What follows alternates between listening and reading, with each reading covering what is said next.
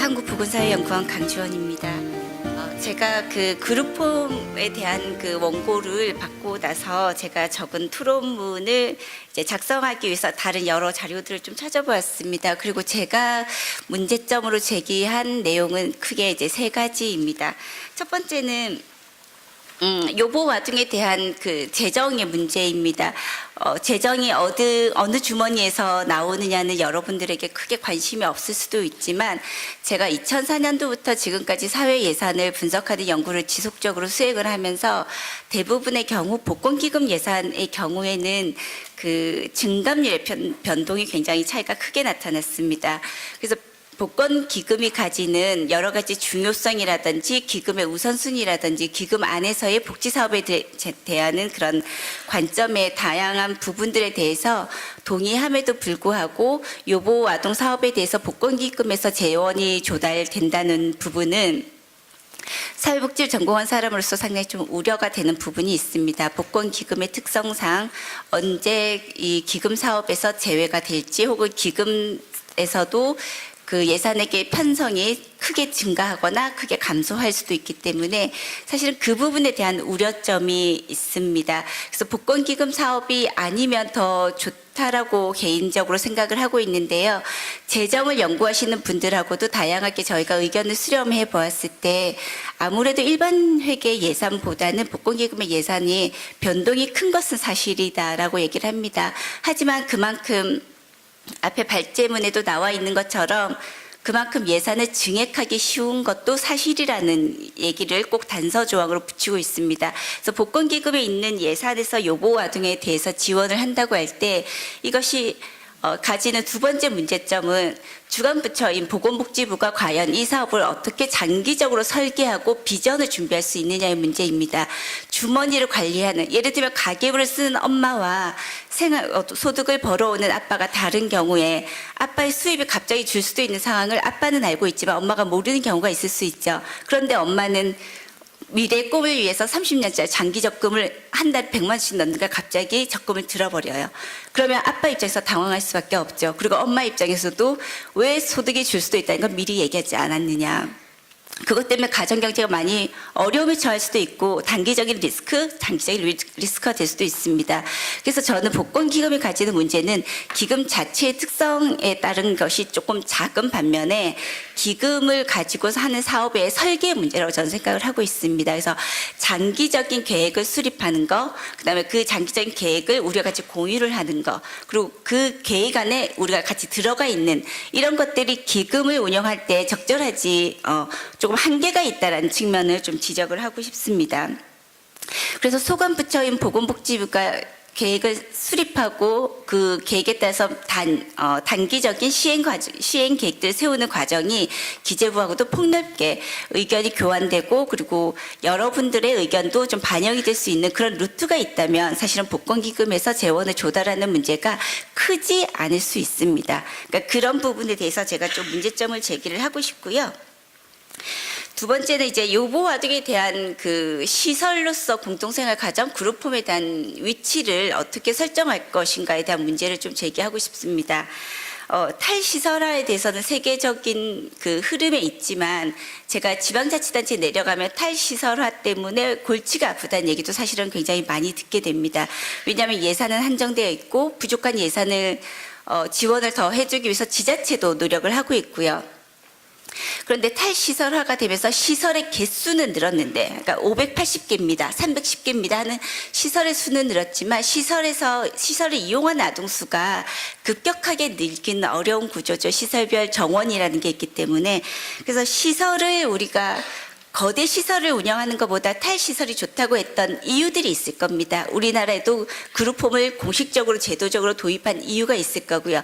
그런 정책적인 목적과 현재 실행되고 있는 그 운용상의 수단이 동일한가에 대해서 저는 좀 문제를 제기하고 싶습니다.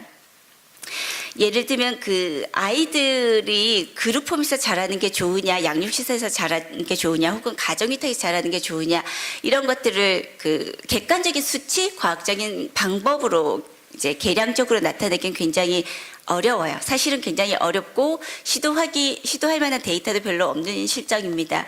근데 지금 자정으로 참석해 계시는 저희 그 정희준 교수님께서 참석하셨던 그 연구에 보면 실제로 세 가지 중에서 그 아동의 만족도라는 측면에서 그룹홈의 아동 만족도가 굉장히 높게 나타났어요. 그 부분은 아마도 아이들이 생활할 때 거대 시설에 있던 것보다 그룹홈에 있어서 사랑을 많이 받으면서 자랐다는 본인의 주관적인 만족도가 높았다는 객관적인 증거가 있습니다. 그렇다면 그룹홈이 아동 양육시설보다 부족하거나 어떤 시설에 문제가 있느냐 혹은 지원을 받을 만한 가치가 없는 것인가, 그에 대해서는 굉장히 명확하게 답이 있다라고 말씀을 드릴 수 있을 것 같습니다. 그런 객관적인 지표들이, 객관적인 증거들이 있기 때문에 저희 그룹홈에 대한 예산 편성에서 그것들이 좀 더 고려될 필요가 있다라는 말씀 좀 드리고 싶고요. 세 번째로 말씀드리고 싶은 거는 이제 아동복지법 안에 있는 아동복지 시설들의 종류가 굉장히 다양하고 전반적으로 복지 시설의 규모가 다른 시설들에 비해서 조금 열악한 것이 사실입니다. 규모도 작고 종사자의 처우도 그렇고. 그래서 사회복지시설 종사자 배치 가이드라인, 종사자 가이드라인을 따르는 것이 좋은가라는 질문을 할 때 저는 사실은 100% 맞습니다라고 말씀을 드리기가 조금 어려운 한계가 있습니다. 운영 주체상의 차이점이 있고요. 그다음에 시설을 설치하는 설치 기준의 차이, 그다음에 종사자에 대한 차이도 일정 부분 존재를 합니다. 그래서 저희가 일관되게 혹은 무조건적으로 사회복지시설 종사자 가이드라인을 따르는 인건비를 주십시오라고 요구하는 것은 조금 한계가 있다고 생각을 합니다. 그와 동일하게 앞에서 발표문에서 말씀하셨던 어떤 학교에서 그 수행했던 과제를 기준으로 인건비를 이만큼 올려주십시오. 이 부분에 대해서 저는 조금 100% 공감하지는 않습니다. 왜냐하면 그 두 가지를 고려할 때 우선적으로 생각해야 될 게 아동 생활 시설의 기준과 기존의 사회복지 시설의 기준, 혹 그것이 종사자 기준이든 배치 기준이든 시설 기준이든 동일한가에 대한 고려가 먼저 필요합니다. 무조건 동일해야 된다는 게 아니라 동일하지 않기 때문에 오는 차이가 있을 수 있다는 거고요. 그 차이들을 고려해서 적정 수준을 책정하는 것이 원칙적으로는 더 필요하다고 봅니다. 그래서 제가 말씀드리고자 하는 거는 아동복지시설의 규모가 저희가 일반적인 양육시설보다 규모가 작고, 규모가 작아서 다른 운영주체상의 약간 다양성도 있는데 무조건 동일하게 해주십시오라고 얘기를 할 때 예산을 편성하는 기준권을 가지고 있는 부처 혹은 사업을 관리하는 부처 그리고 국회에서 정책을 결정하시는 분들까지 100% 공감하기 좀 어려울 수 있다고 생각을 합니다. 그래서 조금 더 원칙적이고 객관적인 기준을 마련하는 것도 필요하다고 생각을 하고요. 그와 함께 지금처럼 너무나 낮은 그 열악한 상태에서 단연간 운영을 해오셨던 어려움 점들을 조금 더 부처에서 적극적으로 들어주시고 그 부분들을 좀 헤아려 주시는 부분도 동시에 고려돼야 된다고 봅니다. 그래서 선후가 아니라 같이 한번 고려되는 방안들이 좀 필요하다고 생각을 합니다. 끝으로 이 자리에 좀 여러분들이 참석해 주시고 있는데 제가 좀 당부드리고 싶은 말씀이 한 가지가 있어서 말씀을 드리려고 합니다.